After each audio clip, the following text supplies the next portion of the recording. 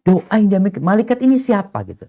Kalau kita aja berharap doa sama Ustadz, doakan Ustadz ya, anak kepingin ini, doa ya, amin insyaallah, atau amin semoga Allah mudahkan urusannya. Itu aja diharapkan lebih dikabulkan doanya. Bagaimana kalau yang mengaminkan malaikat? Jadi dari sisi kalau kita ngelihat doanya malaikat ini pasti dikabulkan, doanya muslim itu pasti dikabulkan sama Allah Azza wa Jalla. Apalagi kalau di waktu mustajab, di tempat yang mustajab, kemudian tadi diaminkan sama malaikat. Hanya saja jawaban dari doa itu tetap 1 dari 3. Ini kita kan tadi mendoakan orang lain. Kita nggak minta. Kita mengatakan, ya Allah, berikan kepada fulan kemudahan dalam rezekinya. Lalu malaikat mengatakan amin, dan engkau juga dapat seperti itu. Buat kitanya, kita akan mendapatkan 1 dari 3 hal. Buat dianya sama, dia 1 dari 3 hal. 1 dari 3 hal itu yang pertama yang diminta dikasih. Yang kedua dipalingkan dari musibah yang menimpa dia. Yang ketiga Allah jadikan pahala buat dia.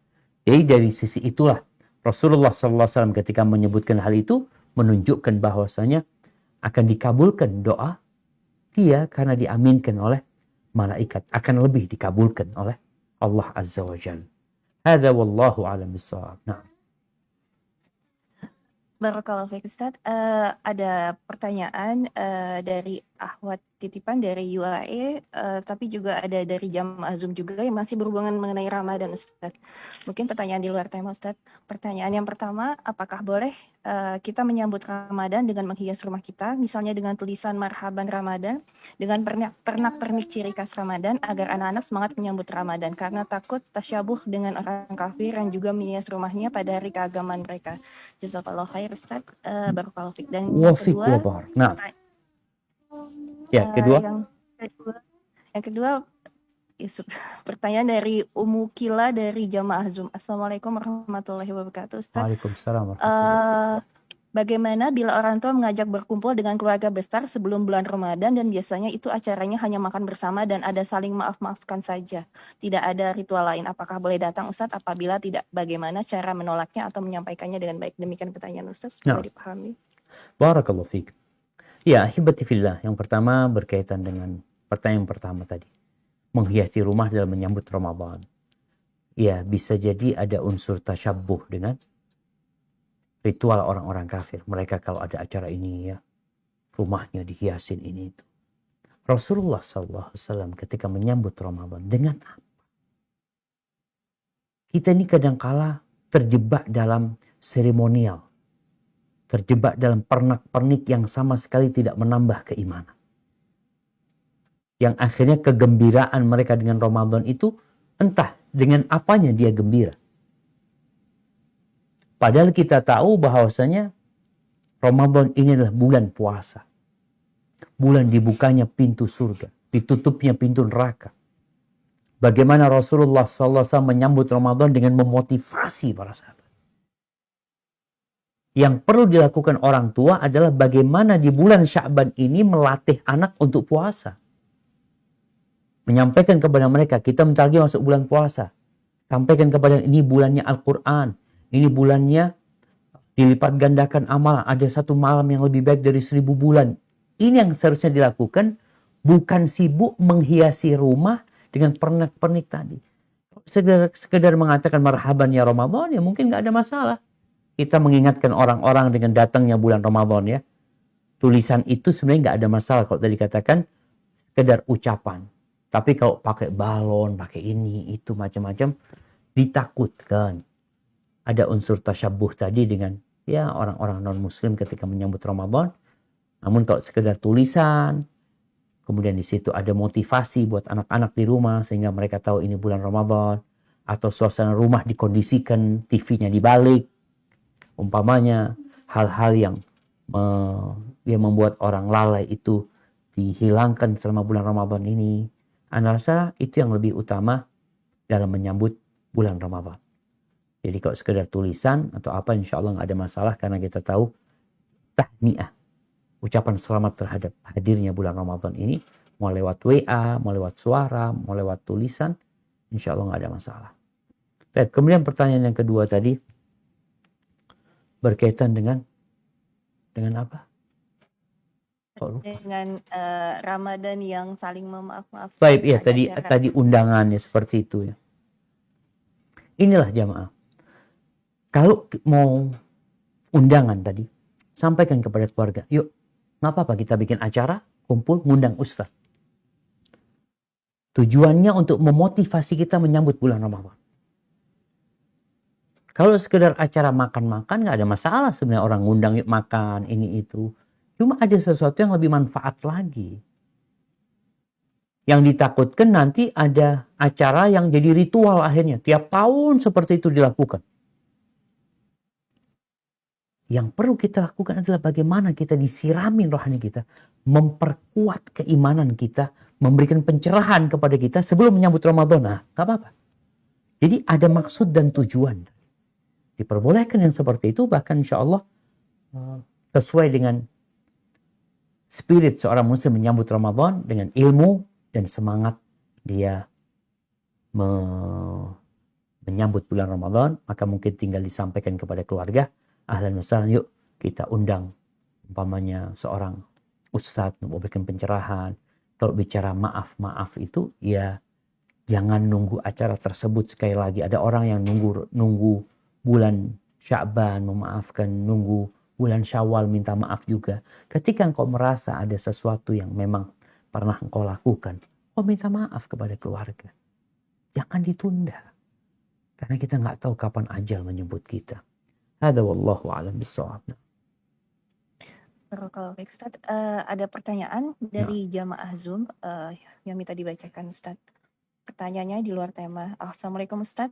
Waalaikumsalam warahmatullahi.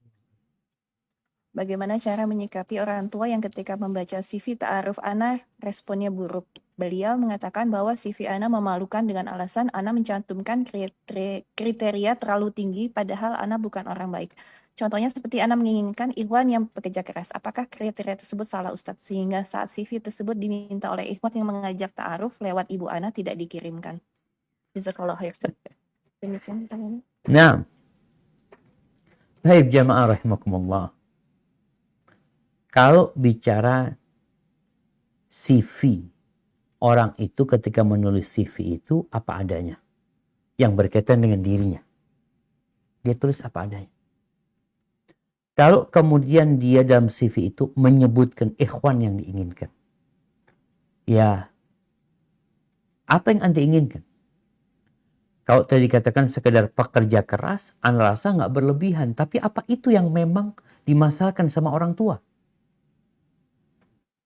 Mungkin perlu ngobrol sama orang tua. Tanya sama orang tua, ayah, ibu, mamanya ibu, kriteria mana yang mungkin kurang bagus, terlalu berlebihan. Mamanya kalau bicarakan aku ingin seorang S2, kriterianya padahal dia lulus SMA umpamanya. Kan kurang pas seperti itu. Paling tidak yang sepadan lah. Maka mungkin perlu ngobrol sama orang tua, memperbaiki CV tersebut. Apalagi tadi orang tua nggak mengirimkan akhirnya. Karena dinilai permintaan anaknya ini berlebihan. Cukup sebenarnya dalam CV tersebut kalau dikatakan apa yang diinginkan. 2. Seorang yang agamanya baik.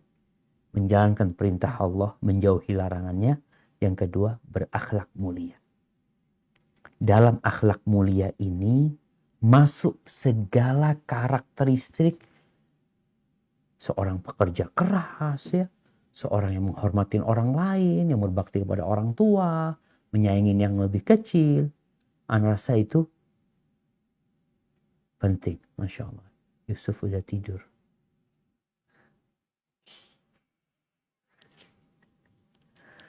نعم هنا أيضا نعم في الكرسي خلاص ما في مشكلة نعم تفضلي. Ya Ustaz. Pertanyaan berikutnya masih dari jamaah Zoom Ustadz. Pertanyaan minta dititipkan untuk dibacakan.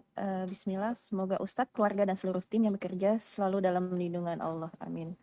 Izin bertanya Ustadz, Ana ibu dari 3 anak yang belum balik. Qadarullah Ana mengalami perceraian 2 tahun yang lalu dan anak-anak di bawah pengasuhan Ana. Alhamdulillah 5 bulan ini Ana sudah menikah kembali. Yang ingin Ana tanyakan, bolehkah Ana mengambil uang dari mantan suami buat keperluan anak, sedangkan Ana tahu bahwa uang itu uang haram. Mengingat kebutuhan 3 anak yang banyak dan keadaan keuangan suami Ana lagi bermasalah, sedangkan Ana hanya ibu rumah tangga. Syukran Ustaz, barakallahu fiik. Syekh Permisi Afwan, Ustaz. dikatakan haram. Iya Ustaz. Eh, boleh dibantu Penghasilan yang suami bertanya? haram itu seperti apa? Boleh dibantu Ahwan Ustadz, ini dari Fulana sepertinya mungkin ada sungkan untuk menyampaikan Siap. langsung, tapi Nah, hanya menyebutkan harta ya Ustadz. baik, barakallahu fiik. Ya, berkaitan dengan kita tahu anak itu menjadi tanggung jawab orang tuanya, bapaknya, yang wajib memberikan nafkah kepada anak. Lalu bagaimana ketika orang tua ini hasil kerjanya haram? Hasil kerja haram ini perlu dilihat. Kalau ternyata dia mencuri, mengambil milik orang, maka diberikan kepada siapapun tetap haram. Nggak berubah. Karena uang itu bukan milik dia. Dia ngambil. Kalau ditangkap polisi harus dibalikin kan kepada pemiliknya. Tapi kalau haramnya itu dari sisi akad yang dilakukan sama dia itu akad yang terlarang dalam agama umpamanya. Seperti riba. Riba ini kan akadnya yang terlarang. Sedangkan orang melakukan riba itu biasanya dengan riba. Beda dengan tadi orang yang mencuri, nggak riba orang itu. Sehingga nggak akan pernah jadi milik dia. Ketika terjadi akad riba ini, akadnya haram. Orang ini dapat dengan cara yang haram uang tersebut. Lalu ketika diberikan kepada orang lain, maka ada perubahan. Terjadi perubahan.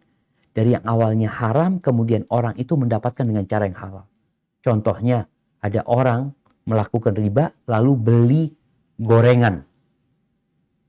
Bagaimana dengan penjual gorengan tersebut? Apakah halal bagi dia menerima uang ini? Halal. Karena dia menerimanya sebagai bentuk pembayaran. Tapi kalau itu hasil curian dan kita tahu, maka haram kita ambil. Ini bukan uang dia, enggak. Milik orang yang kau berikan kepada aku. Seperti itu. Jadi kalau tadi yang dimaksud suami ini adalah dia dengan akad haram tadi diberikan kepada anak-anaknya sebagai nafkah, insya Allah buat anak-anak nggak masalah, apalagi mereka memang belum dapat bekerja ketika itu. Hadza wallahu a'lam. Barakallahu fiik, Ustadz. Tadi yang dimaksud haram ternyata uang hasil dari jual beli narkoba Ustadz. Nah, kalau yang Ya, seperti itu akadnya memang yang hal. Iya. ya. Ya Ustadz, ada pertanyaan lagi dari jamaah Zoom. Mungkin Ukti Iva dari jamaah Zoom baru bertanya langsung. Tafadoli, Ana persilakan untuk unmute dan bertanya kepada Ustadz. Ukti Iva. Ana bacakan lagi Ustadz. Nah. Assalamualaikum. Waalaikumsalam warahmatullahi wabarakatuh. Jazakallah khair Ustadz. Ilmunya barakallahu fiik. Ustadz, kami lagi mengalami kegalauan lagi. Kami meyakini rezeki Allah yang sudah diatur di kantor suami saya. Sebelum bergabung, perusahaan ini mentargetkan produksi minyak sekian ribu barel. Lalu setelah suami saya masuk sudah ada produksi minyak, namun tidak tercapai target tersebut. Sedangkan bos menginginkan tetapi sesuai target produksi dan akan diumumkan secara nasional. Suami saya yang baru bergabung dan memang menjadi tugasnya menjadi galau harus mengungkapkan kebenaran ini atau tidak ya. Sedangkan jika mengungkapkan kebenaran, kami mengharuskan ke diri kami resikonya kemungkinan suami akan di PHK. Mohon nasihatnya Ustaz. Nah, barakallahu fiik. Artinya kalau jujur di PHK, kalau dusta terus kerja. Gitu. Demikian Ustaz. Iya. Iya. Nah. Sepertinya begitu. Ahibati fillah. Rasulullah sallallahu alaihi wasallam mengatakan, Inna ruhal qudusi nafatha fi ru'i. Sesungguhnya Jibril itu menghembuskan di hatiku. Annan nafsa lan tamut. Bahwa manusia, jiwa itu tidak akan mati. Sampai sempurna rizki dan ajal. Fattaqullaha wa ajminu fit talab. Bertakwalah kepada Allah dan carilah rizki itu dengan cara yang baik, dengan cara yang indah. Yang di sisi Allah itu nggak akan dapat diraih kecuali dengan ketaatan kepada. Kalau tadi dikatakan dia berbohong tetap bekerja, dia jujur dia di PHK, maka dia tetap harus jujur. Nabi SAW mengatakan, alaikum bisidq. Kalian harus jujur. Kenapa? Fa inna sidqa yahdi ilal bir. Karena kejujuran itu mengantarkan kepada kebaikan. Wa innal birra yahdi ilal jannah. Dan kebaikan itu mengantarkan ke surga. Maka apa yang diinginkan? Tatkala tetap bekerja, tapi nggak diberkahi, maka hendaklah seorang muslim itu jujur dalam semua kondisi. Kecuali dalam hal-hal yang memang diperbolehkan dia untuk dusta. 3 kondisi. Dalam peperangan, dalam rangka memperbaiki 2 orang yang bertikai. Yang ketiga, suami istri ketika saling merayu, saling menggoda mereka dengan ya rayuan-rayuan gombal mungkin ya, seperti itu nggak mengapa. Tapi kalau untuk urusan pekerjaan, jujurlah. Apa yang kau takutkan? Kalau engkau jujur dan berharapkan ridha Allah, semoga Allah berkahi di kejujuran. Hadza wallahu a'lam bissawab. Nah, Barakallahu fiik, Yusuf, Ustaz. bubuk fil bait. Pertanyaan. Nah, tafadhal. Nah, tafadhal.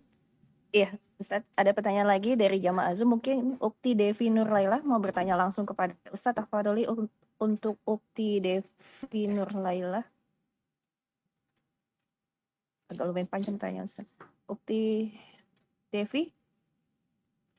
Dibacakan lagi, Ustaz ya. Assalamualaikum warahmatullahi wabarakatuh. Semoga Ustaz dan keluarga dan kita semua yang ada di kajian ini selalu mendapatkan ridha Allah Subhanahu wa taala. Amin. Izin bertanya Ustadz, Ahwan anak agak panjang. Jadi begini Ustadz, beberapa tahun lalu kurang lebih 5 tahun anak beserta suami sekarang sudah mantan mengalami kebangkrutan dalam usaha kami. Meninggalkan hutang ratusan juta yang ternyata setelah diusut ada kecurangan dari pihak sales anak grosir yang dapat barang dari pabrik yang tidak membayarkan titipan yang telah anak bayarkan. Bagaimana hukum hutang tersebut Ustadz? Dan selain itu ada hutang tanah yang belum terbayarkan, yaitu kami beli tanah yang nempel dengan tanah rumah anak sekarang.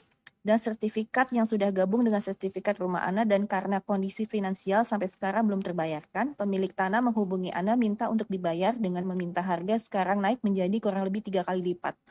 Anak keberatan Ustadz karena itu adalah keinginan mantan suami dan sebenarnya Ana tidak membutuhkan tanah tersebut. Bagaimana solusi yang terbaik Ustadz yang Ana tempuh agar Yang tanah ini gimana ceritanya? Yang tanah?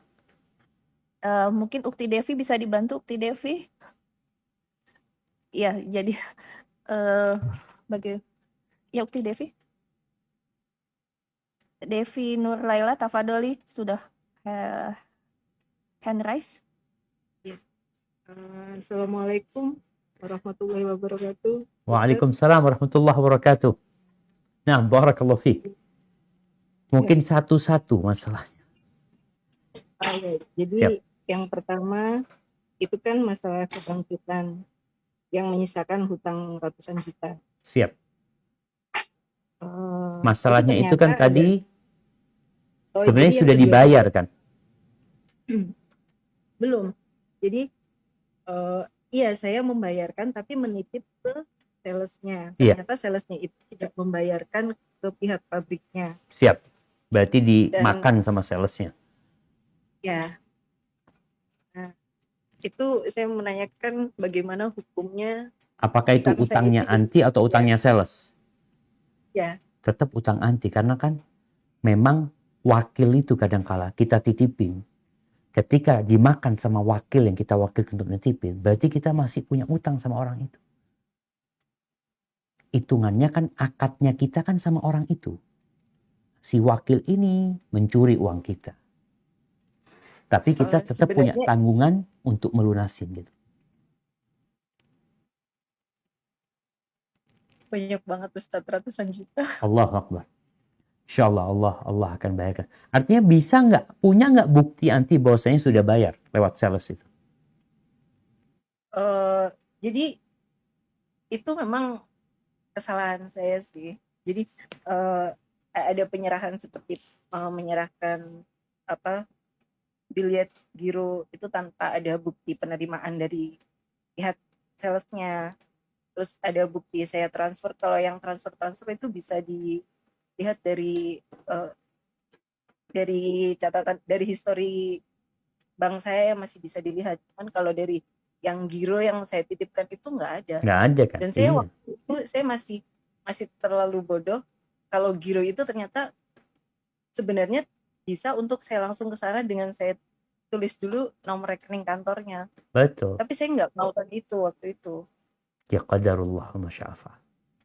Artinya yang memang nggak ada bukti kan memang pihak Iya, pabrik kan merasa nanti belum bayar gitu kan. iya.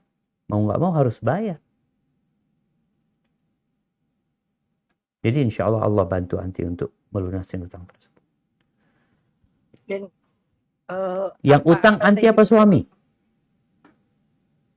jadi usaha itu dilakukan bersama, cuman memang atas nama usahanya itu atas nama suami, tapi dikelola berdua. Siap. Iya, berarti kan jadi utang bersama akhirnya. Utang perusahaan gitu. Utangnya utang perusahaan Iya, sebenarnya.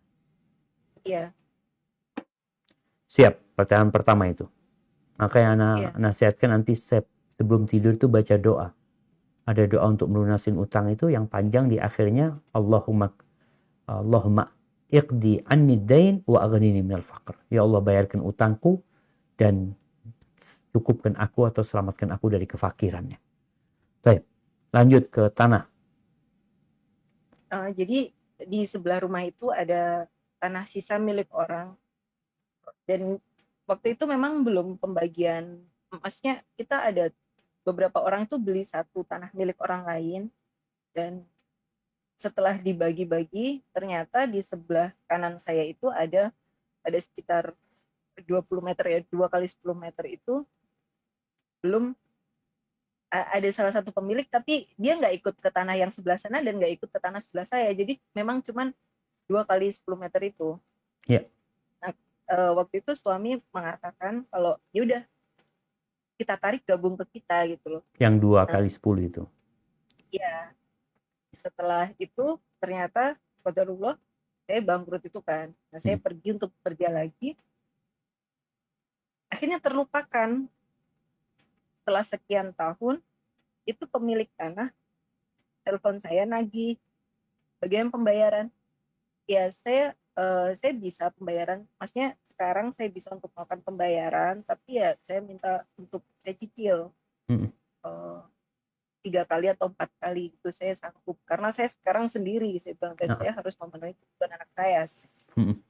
Dan, ternyata dari pihak penjualnya itu mengatakan saya maunya harga tanah sekarang, dan harga tanah sekarang itu 3 kali lipat. Nah, Saya bilang saya nggak tahu kalau segitu Pak, saya bilang gitu kan. iya. Baik, Saya harus artinya akadnya dulu kan sudah terjadi. Sudah terjadi akad jual beli. Dengan harga yang sudah ditetapkan. iya sudah. Nah, cuma belum ada pembayaran.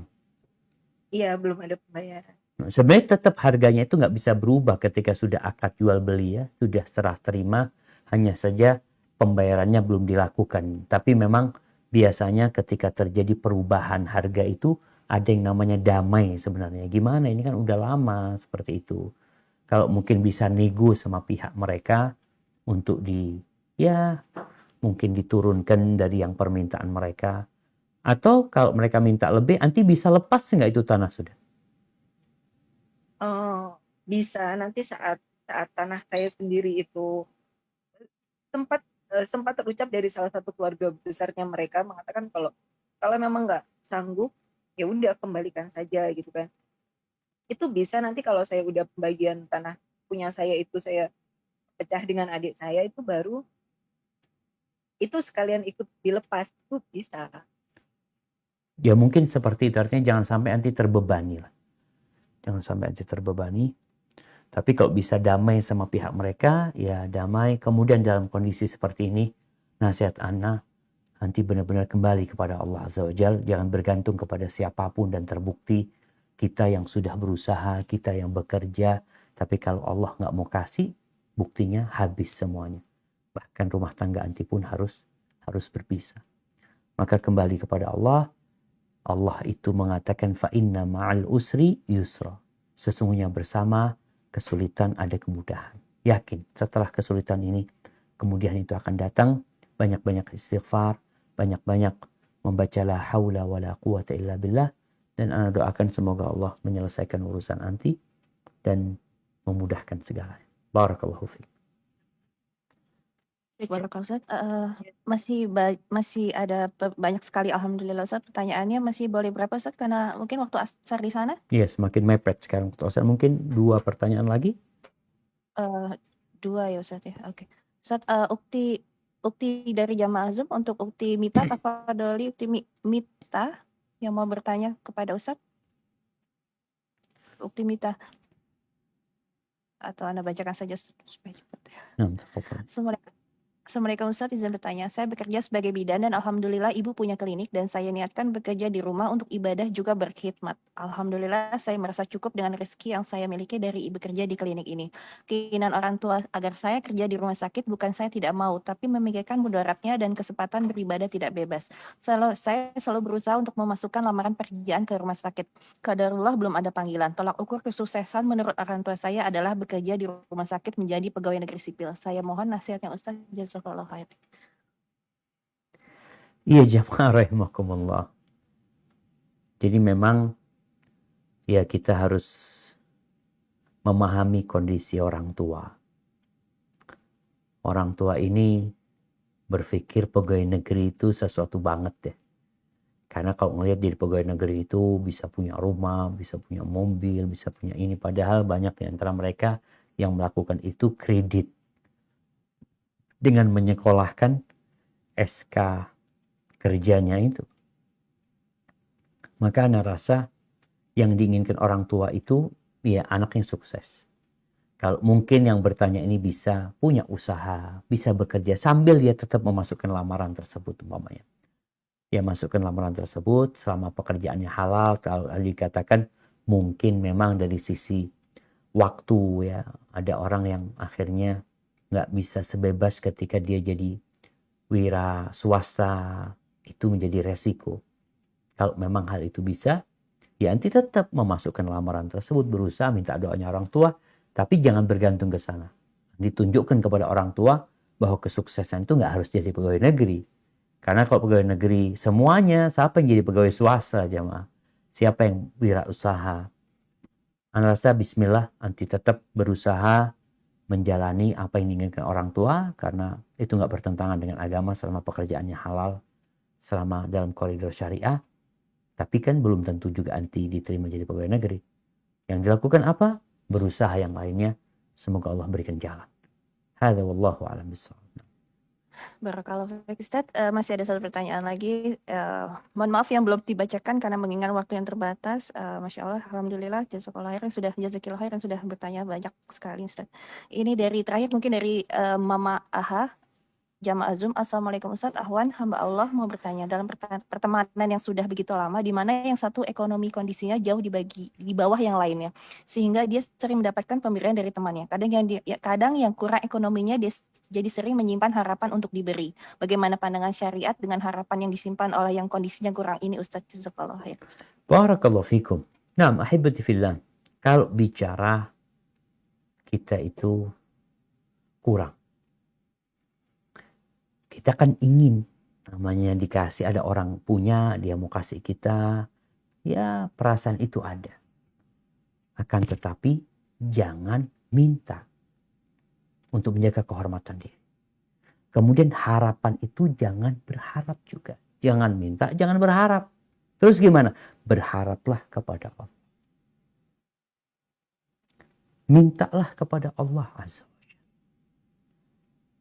Karena kata Nabi SAW, man ja'ahu hadzal mal, barang siapa yang datang kepada harta ini, tanpa dia memintanya, tanpa ada ambisi untuk mendapatkannya, Allah akan kasih berkah. Tapi kalau dia minta, dia berambisi untuk mendapatkannya, akhirnya hilang tuh berkah. Seperti dalam hadis Hakim bin Hizam yang Nabi SAW mengatakan kaman yashrab kaman yakulu wala yashba. Seperti orang yang makan tapi nggak pernah kenyang. Apa manfaatnya makanan? Orang makan kepingin kenyang. Tapi ketika dia makan, yashrab tapi dia nggak kenyang-kenyang. Makan dan minum tapi dia nggak kenyang. Maka hendaklah perasaan itu dihilangkan. Kemudian ketika datang terima alhamdulillah. Tapi kita berusaha untuk minta sama Allah Azza wa Jalla. Akan tetapi ada kondisi orang mendesak di mana diperbolehkan minta-minta. Itu yang akan kita bahas pada pertemuan yang akan datang tentang kapan orang itu boleh meminta. Karena nggak semua orang boleh meminta. Tapi ada kondisi yang memang mendesak orang itu untuk jadi tangan di bawah. Kalau bisa tangannya di atas. Tapi kalau nggak bisa Ustaz gimana? Memang perlu ini itu ya tafadhol. Tapi ada kriterianya yang mungkin insya Allah kita akan bahas pada pertemuan yang akan datang berkaitan dengan meminta-minta ini jamaah. Jadilah orang yang senantiasa meminta kepada Allah Azza wa Jalla. La tas'alanna bunayya Adama syai'an. Sampai dikatakan jangan minta kepada anak manusia sesuatu apa. Wasalil ladzi abwabuhu la tuhjab. Mintalah kepada yang pintunya nggak pernah ditutup. Allah Azza wa Jalla. Kita kalau minta sama manusia, ada waktu istirahat, waktu capek, waktu jenuh. Dia juga butuh, karena dia manusia. Allahu yaghdabu in tarakta su'ala. Allah tuh marah. Marah Allah itu. Kalau engkau nggak minta sama Allah. Wa bunayya Adam. Hina yus'alu yaghdabu. Sedangkan anak manusia, kalau dimintain terus, marah di akhir. Maka nasihat anak, hendaklah berusaha untuk tidak minta. Waman yasta'if yu'iffahu. Barang siapa berusaha menjaga kehormatan diri, tidak minta-minta, yastaghni, dia menunjukkan enggak, aku enggak butuh sama manusia. Maka Allah akan mencukupi dia. Allah akan menjaga kehormatan dia. Hadza wallahu a'lam bissawab. Itu yang bisa kita kaji pada kesempatan kali ini. Kurang lebihnya mohon maaf. Subhanakallahumma wa bihamdika asyhadu an la ilaha illa anta astaghfiruka wa atubu ilaik. Wassalamualaikum warahmatullahi wabarakatuh.